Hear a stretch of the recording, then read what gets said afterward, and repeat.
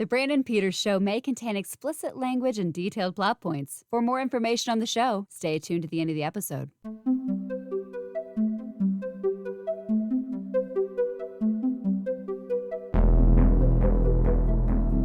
Happy 4K Blues Day, everybody. Brought to you by WhySoBlue.com. Welcome back to another edition. We got 2 weeks in a row. I don't know if I've done 2 weeks in a row in a while or not, but hey, I've got stuff again. So it's been really review heavy for me. So if you've been over at WhySoBlue.com, I've had a plethora of reviews. I think I did like 10 reviews in 9 days, and I've still got a couple to come. I've got some of these that you'll see in here, and one that hasn't arrived yet, 2 that actually haven't arrived yet, but where those are out of sight, out of mind, because we'll just focus on what we have here. So welcome, thanks for joining. At the top, just so you know, no giveaways this week, sorry. So those of you who shut off at this time, see you next time. Hopefully I'll get something else to offer up. My first item is something I've had for a couple weeks and forgotten to include in the 4K Blues Day segment, because usually I forget things I buy to put in here, but nonetheless, I have Dario Argento's The Bird with the Crystal Plumage 4K Ultra HD from Arrow Films. Now, if you remember, one of my very first episodes was this movie, The Bird with the Crystal Plumage, and I showed you the regular standard, well, the Arrow's Blu-ray edition of the film. I bought this film so many times, I didn't mind going to 4K Ultra HD. So on the back here, we've got this little image. I haven't popped this one to look because my review copies have been hefty. It comes with a poster, so let's unfold it. Might as well. It's got the cover art made for this release, but it also has the poster. I love this poster, by the way. But it actually, the coloring is a bit bolder, thicker on the standard Blu-ray edition's poster than this one. This is a little thinner paper. I don't know what happened, but I just noticed that because I compared them. I'm like, it's kind of thin and see-through, but pull the other one out, much more bold and thick. We also, once again, get another book. Nothing on the back, but get your wonderful pictures from the film with essays, quotes. I mean, I love this movie. It's one of my favorite Argentos. The guy crushed it out the gate. I did flip around the cover, so this is what the reverse looks like. And then it comes, here's the disc. It comes with these lobby cards. I love the lobby cards, just like the other one did. I don't remember if these are the same or not. It wouldn't surprise me if they are, but who cares? They rock. Bird with the crystal plumage. I'd rather want either poster, the pull-out posters be a lobby card. That'd be really cool if they did that. This one is available. I have the regular edition. So there's 2 editions of this release. One was Diabolic had it. I can't remember if Zavi did too, but it was of this based on like, that was a different poster or whatnot that he used. It wasn't that poster. It was one of the original poster arts. It was a limited edition case. It was just limited edition on that. So that is Dario Argento's The Bird with the Crystal Plumage 4K Ultra HD debut. They have Cat O' Nine Tails coming in August, so I'll be able to show you that one then. And then they have Deep Red, they said later, which would lead us to believe they're going to do Phenomenon in Tenebrae, maybe. Who knows? Very exciting times for Argento fans, 4K Ultra HD, including myself. I would like Inferno on 4K Ultra HD. Who else would like Inferno? I love that movie. And everything was building, getting 4K restorations, but that one keeps getting passed over. Don't know what's up with it. If you do, tell me, because I have not found out why, if there's a rights issue. I know 4 Flies and Gray Velvet, touchy point, weird thing, but let's move along. There'll be another Arrow 4K release at the end of this. So, Quiet Place Part 2. Lovely little sequel. I think it lives up to the first one. I don't know. I'd say they're 2 even Stevens movies pretty much. This one does some things better than that first film did. Not much to go here. But this disc for you home theater junkies. If you have Atmos, if you are 4K compliant, stunning picture quality to go with stunning audio quality. Pick this thing up if you just want to crank your home theater. It's a good movie too. It's fun. I mean, I'm sure there's hardcore horror fans that, the popular ones, the ones in the theater people go see, they're bad. There's not horror. You know how the horror gatekeepers are. But this is a fun movie nonetheless. Lots of suspense sequences, but the picture quality on this, it's a native 4K title. It's mastered in 4K digital intermediate. Perfection. The audio is perfection. Just have fun. There's a lot of cool, well thought out suspense sequences. Krasinski shows improvement as a director here. It's a lot of fun. Check out Quiet Place Part 2.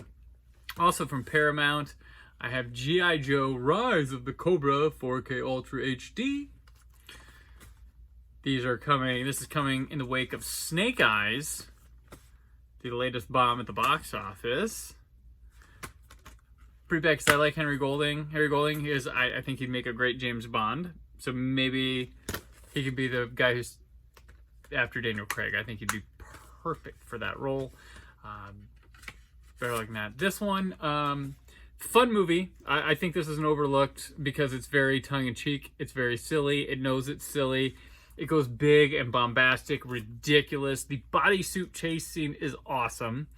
Unfortunately, the 4K Ultra HD isn't like anything to write home about. A lot of these effects were finished in 2K, so they weren't going to go back and really redo this thing. So you got to go with a 4K upconvert, and it's an improvement. It's not a drastic one. There's some cool HDR areas, some good glow added to some things, but ultimately I wouldn't pick this up unless it's a discounted, even though I do like the movie. But also the other G.I. Joe film, Retaliation, the one that was supposed to be cooler and more serious, and they take the Joes more seriously. It's like gonna be better and stuff. It's not. Got this guy, sleepy Bruce Willis, who yawns through this movie. It's very unfortunate. I mean, The Rock's good. I like Adrian Palicki. Like, I feel bad for her. I was looking at the other day. Like, it took her forever to get in a really good movie in John Wick, and since then she still hasn't been in like great big things. She's done well in television. She had Friday Night Lights. I really liked The Orville she was in. She got part of Agents of S.H.I.E.L.D., but like, poor girl. She's talented. She's really cool. She's athletic. She'd be a great action star. But unfortunately, like, she gets stuck with these kind of things. But hey, she works. More power to her. All right, next, Batman: The Long Halloween Part 2. They completed it. They did it. You remember in June I did the first part. I got this pretty early. This comes out August 10th, so not for another 2 weeks for y'all. But yeah, this one's creepy. It's got a good vibe to it. I liked it better than the first half, honestly, and I thought the first half was pretty darn good. These animated ones are terrific. They're doing Injustice next, which is based off the video game, so they're doing an Elseworlds, as they call it, which I love all the. I think they're all Elseworlds. They're all really fun. I wish the movies would go crazy. They are kind of stupid in that crazy thing, but with Batman, just we know the regular story, but they're doing it really seriously this time, or they're more serious than the serious time, and then just go nuts with Batman. We all know his story. Do something wild and different with him. But hey, this is a fun, great comic book story. One of my favorites. They did it justice, I think. And the cast is a lot of fun to hear in this. So Batman: Long Halloween Part 2 coming to you, completes it. I think they pulled it off. Let me know if you didn't think they did in the comments, because I'm a fan of the comic. I understand adaptation. I appreciate things that change, things that have to be constrained, and I think they did it right with this one. So check it out. And next, another 4K Ultra HDer, Scott Pilgrim versus the World. I haven't popped this one in yet, but really fun movie. Love Edgar Wright. I still don't have a Cornetto trilogy on 4K, so I'm lacking in my Edgar Wrights there. I've got this in Baby Driver in 4K, but here we are, this classic movie. Silver anniversary, cult classic here. Gotta call it a cult classic because it bombed, and I don't think critics were that enamored with it. and it's debuting here on 4K Ultra HD. I'll get to this soon, hopefully. I was a fan of this movie. This was, I'll give you a fun factoid about the podcast. When Scott Mendelson and I were talking about a movie, he brought this one up as a movie to talk about because of its anniversary last year. It's maybe the first episode. I didn't, because I know he didn't like the movie. I think he was, he might have been wanting to take his chance to take a shot at it, and I didn't want to. My show's not about that. It's about passion, inspiration for movies, and the good they can bring, because you can find a negative podcast anywhere. You can find blabbering fanboy podcasts anywhere and stuff. But Scott Pilgrim is sacred. Scott Pilgrim is here. Maybe Scott and I will debate it down the road. Who knows? But yeah, on 4K. All right, last. And if you're on my Instagram, you see some of these things before I bring them here. So at Brandon4KUHD, Instagram, I will post pictures as I get review copies sometimes. If I'm lazy or I'm tired, I won't. But a lot of times I do. So you've seen the layout of True Romance 4K Ultra HD. Its debut on the format. Now this is from Arrow Video, but it is United Kingdom only. You can only get it from there. So check out Amazon UK or Zavi, which is where I got this from. There was a steelbook for this, but that sold out. I tend to like these hard shell cases better. These are more my wheelhouse, but if you like steelbooks, I dig them too. All right, so this one also has a poster, which features, let's do this, features the new art, and it features the old art. So there we go. Got Christian Slater, Patricia Arquette. Look at that. Oh yeah. So Quentin Tarantino written movie, which went out of print here in the US for a bit. Sony, I think Sony has it, so yeah, you won't get as elaborate a release as this. There's the book that comes with it. Love what Arrow does. Arrow's really criterioned up themselves with things, so get good pictures, articles, just the works. You can spend hours with one movie, and the thing I always say about a good Blu-ray or 4K Ultra HD or even back DVD release is that they should each act as a sort of historical document or archive or encyclopedia about film. Once you go through the release, you should be able to leave it with no questions left, no desires. Like if you've got a good one, you're satisfied. You could go in blindly to a movie like True Romance and come out of it one of the most knowledgeable because you learned all about the movie through the release. So here is the disc, and we also, just like Bird with Crystal Plumage, we got lobby cards.